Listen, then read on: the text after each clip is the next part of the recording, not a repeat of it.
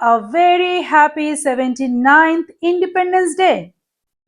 Our Independence Day is celebrated every year on 15th August to mark the nation's freedom from British rule in 1947.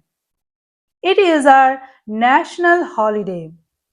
It is a day of pride and honoring the sacrifices of the freedom fighters who struggled for our country's independence. On this day, the Prime Minister hoists the national flag at the Red Fort in Delhi and addresses the nation. The tricolor flag and the national anthem Jana Gana Mana remind us of unity, diversity, and the values of our nation.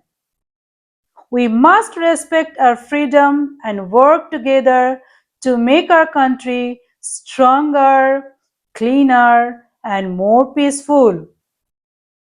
So, as a teacher, we can plan different activities for students to celebrate Independence Day because it serves cultural and emotional purposes for students, teachers, and the community.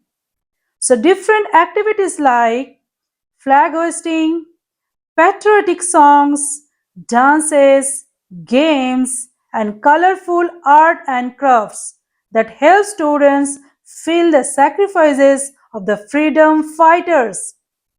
So let's take a look at a nice and attractive Independence Day activity.